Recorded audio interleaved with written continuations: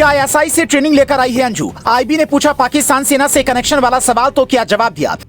बच्चों से मिलने को कहा तो बिटिया ने क्या कहा? पति का कैसा रहा रवैया? 48 घंटे में अंजू ने भारत में क्या क्या झेला? क्या पाकिस्तानी सेना ने जानबूझकर अंजू को भेजा भारत, फिर नसरुल्लाह को देगा वीजा? क्या है पूरी प्लानिंग? उत्तर प्रदेश के कैलोर गांव में पली बढ़ी अंजू को क्या पाकिस्तानी खुफिया एजेंसी आईएसआई ने ब्रेन वॉश करके हिंदुस्तान भेजा है? क्या उसे इस बात की ट्रेनिंग दी गई है कि अगर पॉलीग्राफ टेस्ट भी हो तो कैसे झूठ बोलकर मशीन को धोखा देना है, जिसकी ट्रेनिंग अक्सर जासूसों को दी जाती है, क्योंकि उसने आईबी और बीएसएफ की पूछताछ में ये बताया है कि वो खास मकसद के साथ हिंदुस्तान आई है। जब उसने ये कहा तो वहां पर खड़े अधिकारी भी सन्न रह गए। उसका खास मकसद दो तरीके का हो सकता है, पहला अपने बच्चों से मिलना, फिर पति से तलाक लेकर उन्हें वापस पाकिस्तान ले जाना। दूसरा, जैसे नसरुल्लाह और पाकिस्तानी सेना ने कहा है उस हिसाब से भारत में रहना, जानकारी जुटाना। अंजू के पति अरविंद को भी ये शक है कि वो हो सकता है जासूस बनकर हिंदुस्तान आई हो, इसीलिए वो उससे मिलना नहीं चाहते।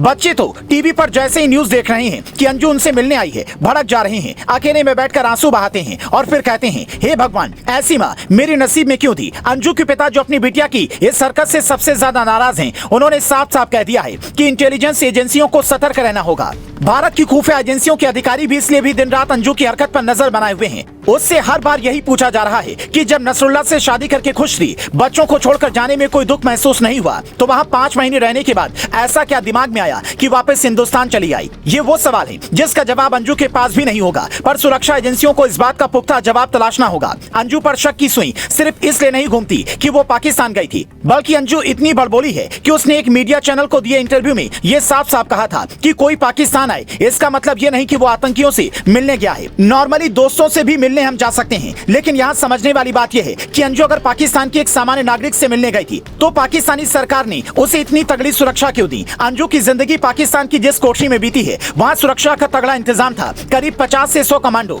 उस पर नजर रखने के लिए लगाए गए थे, और जब पाकिस्तान को यह भरोसा हो गया कि ये सिर्फ अपने दोस्त से मिलने आई है, तो उससे फिर बड़े लेवल के अधिकारी मिलने आए। ऐसा दावा किया गया कि पाकिस्तान ने अंजू के साथ भी कई ऐसी चाल चलने की कोशिश की जिससे वो परेशान हो गई, और फिर उसने सोचा कि अपने ही मुल्क में रहना बेहतर है। पर फिलहाल वो ये बात नहीं कह सकती, इसीलिए उसने बच्चों का सहारा लिया, क्योंकि बच्चों की याद आने की भावनात्मक बात कर वो कई सवालों से बच सकती है। लेकिन वो शायद ये भूल गई कि जब आपके ऊपर आरोपों की बौछार शुरू हो जाती है तो फिर आपकी भावनाओं का कोई ख्याल नहीं रखा जाता। फिलहाल अंजू से 3 बड़े और कड़े सवाल पूछे जाने की जरूरत है। सवाल नंबर 1, नसरुल्लाह क्या काम करता है? उसका कोई रिश्तेदार पाकिस्तानी सेना में है? उससे कब और कितनी बार मुलाकात हुई? अंजू के बजाय फातिमा बनने का दबाव किसने दिया? सवाल नंबर 2, पाकिस्तान में 5 महीने में पाकिस्तानी सेना और आईएसआई के कितने अधिकारी मिलने आए और किस किस ने क्या क्या लालच दिया?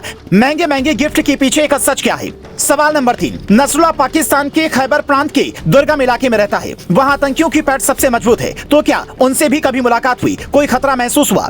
ये वो सवाल हैं जिनके जवाब अगर सही सही मिल जाएं तो अंजू के ऊपर लगने वाले हर आरोपों का जवाब मिल जाएगा। बच्चे मिलना चाहेंगे या पति छोड़ देगा, ये पारिवारिक मामला है, पर देश की सुरक्षा के लिए अंजू की हर वो जांच जरूरी है जो सीमा हैदर के वापस पाकिस्तान जाने पर पाकिस्तान के लोग करवाना चाहेंगे। अगर सीमा आज पाकिस्तान चली जाए तो शायद ही उससे कैद से मुक्ति मिले। फिर भारत किसी दुश्मन मुल्क से आई एक ऐसी महिला के लिए जो अपने प्यार के खातिर बच्चों तक को छोड़ सकती है, उसे इतनी आजादी क्यों दे? आपकी इस पर क्या राय है? कमेंट कर बताएं। क्या जब तक जांच नहीं होती तब तक अंजू को निगरानी में रखा जाना चाहिए?